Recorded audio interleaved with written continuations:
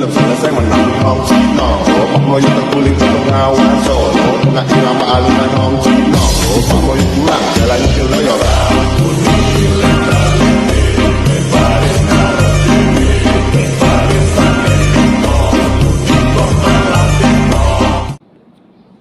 Assalamualaikum warahmatullahi wabarakatuh. Halo semuanya, apa kabar? Semoga kalian diberikan kesehatan oleh Tuhan Yang Maha Esa. Sebelumnya, izinkan saya memperkenalkan diri saya dahulu. Nama saya Muhammad Khairul Ihsan Nasution dari Universitas Islam Negeri Sumatera Utara, Fakultas Ilmu Sosial, jurusan Sejarah Peradaban Islam. Di sini saya akan menjelaskan apa sih hubungan sejarah dengan ilmu-ilmu lainnya. Sebelum itu, saya akan memperkenalkan teman saya terlebih dahulu, yaitu Rizky Afrian Harahap dan Deswita Saskia Humairah Manik. Untuk mempersingkat waktu, saya akan menjelaskan apa sih hubungan sejarah dengan ilmu-ilmu lainnya. Selain mempunyai ilmu bantu dalam keilmuannya, sejarah menjalin hubungan dengan ilmu-ilmu lainnya, terutama sesama ilmu sosial. Dalam hubungan ini, yang terjadi adalah hubungan yang saling membutuhkan. Disinilah letak perbedaannya dengan konsep ilmu bantu sejarah, di mana sejarah yang lebih dominan dalam membutuhkan bantuan guna mengungkapkan suatu permasalahan. Lebih tepatnya, kita menyebutnya dengan kombinasi dari dua ilmu sosial. Mengacu pada pemikiran tersebut, selanjutnya dikemukakan beberapa ilmu sosial dalam mempersinggungannya dengan studi sejarah. Ada beberapa ilmu sejarah yang saling berkaitan. Di antaranya adalah ilmu politik, ilmu antropologi, ilmu sosiologi, ekonomi, psikologi, geografi, dan arkeologi. Sebelum saya menjelaskan hubungan-hubungan sejarah dengan ilmu lain tersebut, saya akan menjelaskan apa sih manfaat sejarah dengan ilmu lainnya. Yang pertama, sejarah sebagai kritik terhadap generalisasi ilmu-ilmu tersebut. Yang kedua, permasalahan sejarah dapat menjadi permasalahan ilmu tersebut. Dan yang ketiga, yang terakhir, pendekatan sejarah yang bersifat disinkronis menambah dimensi baru pada ilmu-ilmu yang sinkronis. Baiklah, setelah saya menjelaskan manfaat sejarah tersebut, saya akan menjelaskan hubungan sejarah dengan arkeologi. Seorang arkeologi memiliki peran penting terhadap ilmu sejarah karena kemampuannya mengidentifikasi sumber-sumber sejarah, terutama sumber benda berupa artefak dan bangunan-bangunan bersejarah. Proses identifikasi yang dilakukan arkeolog biasanya terkait dengan lokasi penemuan, jenis dan fungsi artefak, usia dan perkiraan zaman penggunaan benda tersebut.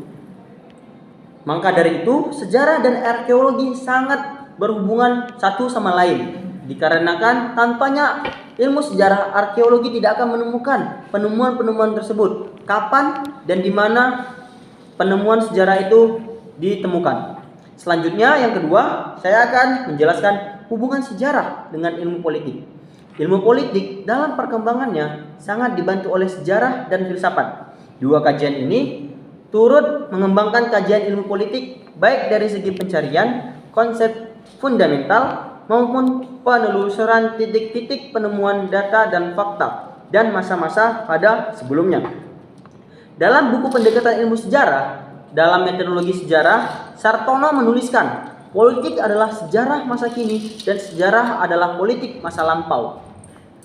Mencakup keterlibatan para aktor dalam interaksi dan peranannya dalam usaha memperoleh apa, kapan, dan bagaimana. Yang telah dipaparkan Sartono tersebut memang benar, karena tanpanya ada sejarah politik itu kita tidak akan tahu bagaimana politik pada zaman dahulu, dan politik di zaman sekarang ini tidak akan lebih baik daripada zaman-zaman dahulu. Cukup sekian dari saya.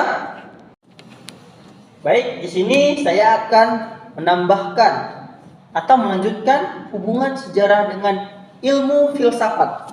Seperti yang kita tahu, filsafat adalah ilmu yang membahas tentang pemikiran dan pendapat-pendapat para ilmuwan tentang peristiwa yang terjadi di masa lalu. Dalam bahasa Arab, sejarah sama dengan syajarah yang berarti terjadi, syajarah an-nasab yang berarti pohon silsilah.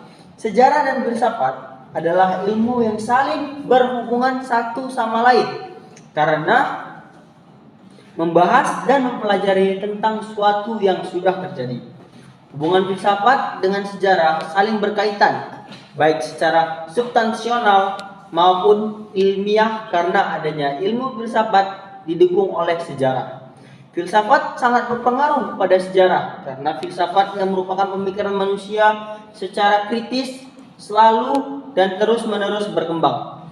Sejarah sebagai ilmu dapat terjatuh atau bersifat non-ilmiah yang berhubungan dengan filsafat. Filsafat akan berhubungan dengan sejarah karena perkembangannya. Maka dari itu, filsafat dan sejarah saling berhubungan dan saling bahu-membahu dalam bidang keilmuan. Assalamualaikum warahmatullahi wabarakatuh. Perkenalkan, nama saya Deswita Saskia Humaira Manik. Saya dari Prodi Sejarah Peradaban Islam, Fakultas Ilmu Sosial. Di sini saya akan melanjutkan materi tentang hubungan sejarah dengan ilmu ekonomi. Ilmu ekonomi dan sejarah itu sama-sama termasuk ke dalam ilmu sosial, yaitu ilmu yang membahas interaksi manusia dan lingkungannya. Itulah kenapa di SMP pelajaran ekonomi dan sejarah itu digabung, karena berasal dari rumpun ilmu yang sama. Terkadang materinya pun berkaitan bahkan terkadang tumpang tindih. Misalnya pada materi perdagangan internasional. Di sejarah disebut bahwa bangsa Eropa pergi ke Indonesia untuk mencari rempah-rempah dengan belajar dari masa lalu. Kita juga dapat belajar supaya perekonomian dapat lebih baik. Banyak kebijakan perintah kolonial di masa lalu yang dilandasi oleh kepentingan ekonomi. Misalnya untuk memahami sejarah perdagangan rempah-rempah di Nusantara pada abad ke-15 sampai abad ke-18. Maka tidak dapat dipisahkan dari peran kongsi dagang India, Belanda Timur yakni Voice. C. Hubungan sejarah dengan sosiologi. Sosiologi merupakan ilmu yang mempelajari tentang masyarakat dan aspek-aspek dinamis yang ada di dalamnya. Secara tidak langsung kita dapat menemukan bahwa objek kajian antara sosiologi dan sejarah tidak jauh berbeda. Namun sejarah membatasi dengan konsep ruang dan waktu. Sebagai sesama ilmu sosial yang kajiannya tidak jauh berbeda, maka tidak sulit kita menemukan hubungan-hubungan keilmuan antara sejarah dan sosiologi pada beberapa dasawarsa. Terakhir ini banyak sekali hasil-hasil penelitian sosiologi berupa studi sosiologi yang memfokuskan studinya pada gejala-gejala sosial yang terjadi di masa lampau, atau Supardan 2008 3325. Dengan memasukkan konsep ruang tadi, maka dapat kita lihat bahwa kajian tersebut jelas menggunakan beberapa konsep sejarah dengan psikologi. Ilmu psikologi berkaitan dengan masalah kejiwaan, pikiran, emosi, dan perilaku manusia. Ilmu banyak memberikan wawasan kepada peneliti untuk menjelaskan perilaku tokoh atau keterlibatannya secara emosional dalam sebuah peristiwa sejarah. Teori-teori dalam psikologi sosial juga dapat menjelaskan faktor-faktor yang memicu revolusi, demonstrasi, dan konflik. 1. Psikologi merupakan ilmu pengetahuan. Sebagai suatu ilmu pengetahuan, ahli psikologi harus mengikuti kaidah ilmu pengetahuan dalam mendapatkan jawaban atas pertanyaan yang timbul. Data harus diperoleh secara sistematis melalui observasi, eksperimen, atau metode-metode ilmiah lainnya. Data tersebut dianalisa dalam usahanya untuk mengembangkan suatu teori. Selain sebagai suatu ilmu pengetahuan, psikologi juga merupakan ilmu terapan. Penerapan psikologi dalam kehidupan manusia merupakan suatu. 2. Psikologi mempelajari tingkah laku. Sebagai orang berpendapat bahwa psikologi hanya tertarik untuk mempelajari tingkah laku bermasalah atau tingkah laku yang tidak normal. Pada kenyataan, psikologi mempelajari seluruh aspek tingkah laku manusia. Tingkah laku yang dipelajari dalam psikologi bukannya hanya tingkah laku yang dapat diobservasi secara langsung, tetapi termasuk juga perasaan, sikap, pemikiran, dan proses mental lainnya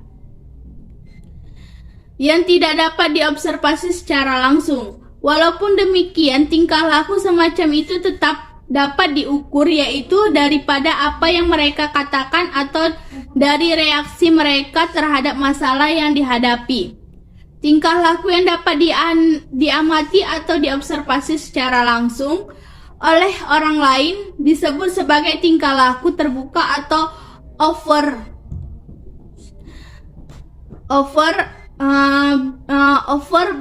behavior. Contoh tingkah laku terbuka antara lain makan, minum, tertawa, berlari, mencari buku dirak, membuka buku. Sedangkan tingkah laku yang hanya dapat diketahui secara tidak langsung melalui metode-metode khusus disebut sebagai tingkah laku atau behaviors. Contoh tingkah laku tertutup adalah berpikir, melamun, mengingat, berfantasi, atau persepsi. Misalnya persepsi pemakai terhadap layanan perpustakaan. Motivasi, misalnya mengapa ia pergi ke perpustakaan. Sikap, misalnya sikap perpustakaan terhadap profesinya. Walaupun psikologi menitik beratkan pada tingkah laku manusia, tetapi tingkah laku hewan juga dipelajari di sini. Mengapa tingkah laku hewan juga dipelajari dalam psikologi? Banyak ahli yang juga mempelajari tingkah laku binatang karena mereka berpendapat bahwa tingkah laku binatang ada kesamaan dengan tingkah laku manusia. Seringkali peneliti yang dilakukan terhadap hewan digunakan untuk mempelajari tingkah laku dasar manusia. Selain itu, kita dapat menggunakan hewan untuk eksperimen yang tidak mungkin dapat dilakukan pada manusia. Karena dengan menggunakan hewan, yang penyelidik lebih bebas melakukan percobaan. Walaupun demikian, banyak kritik yang dilontarkan mengingat manusia berbeda dengan hewan. Di sini memfokuskan psikologi sebagai ilmu yang mempelajari tingkah laku manusia. Mempelajari psikologi berarti berusaha mengenal manusia. Mengenal manusia berarti memahami serta dapat menggambarkan tingkah laku dan kepribadian manusia beserta aspek-aspek. Pada tiap manusia yang terdapat aspek kepribadian yang khas, unik, lain daripada yang lain. Yang membedakan suatu individu dengan individu lainnya berarti kita mengakui adanya perbedaan antara individu atau individual differences. Namun demikian, suatu ilmu mengenal apa yang disebut ilmiah universal, yaitu di dalil-dalil pengertian atau aksioma yang berlaku. Namun psikologi harus mempelajari manusia dalam pengertian yang berlaku umum tanpa mengabaikan adanya kepribadian yang unik dari individu. Psikologi bukannya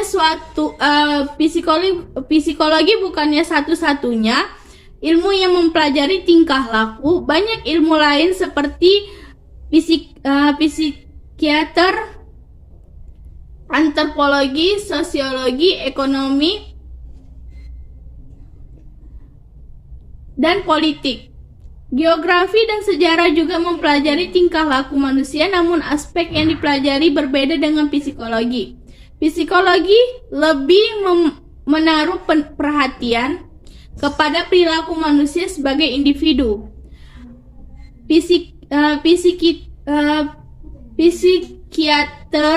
Psikiatri menitik beratkan pada kelainan tingkah laku. Antropologi membandingkan tingkah laku antar kelompok masyarakat yang berbeda. Kebudayaan sosiologi mempelajari tingkah laku kelompok, dan ekonomi mempelajari tingkah laku manusia yang berkaitan dengan kegiatan ekonomi.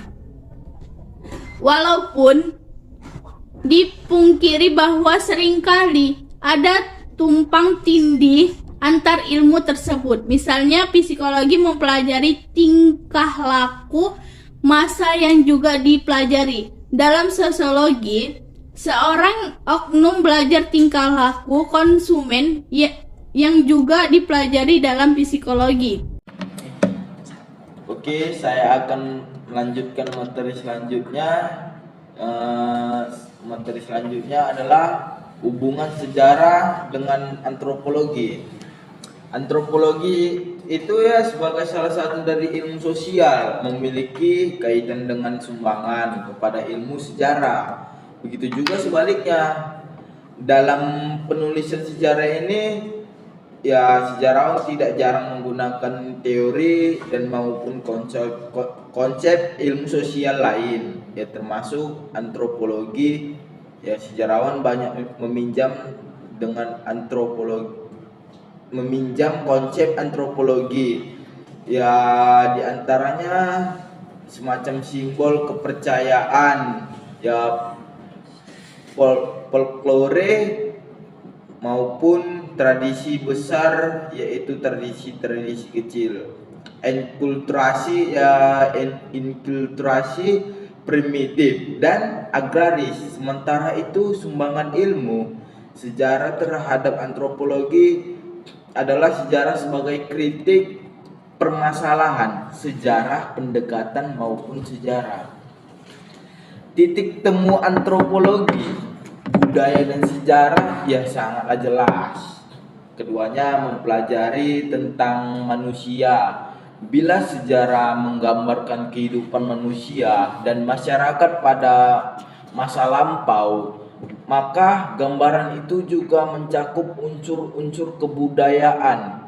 Unsur-unsur itu ya diantara lain ya kepercayaan dari diri sendirilah, seperti itu kan. Mata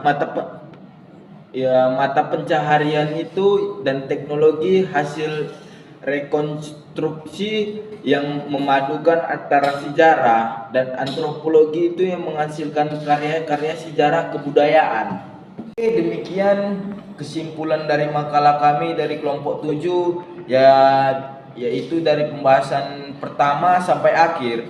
Dapat disimpulkan bahwasanya ilmu sejarah saling terkait satu sama lain ya dalam menjelaskan atau meneliti suatu kajian dan ilmu lain gitu kan, maupun tersebut ya terutama dalam ilmu politik, ekonomi, sosiologi, antropologi, arkeologi dan geografi. Dan sekian, terima kasih. Wassalamualaikum warahmatullahi wabarakatuh.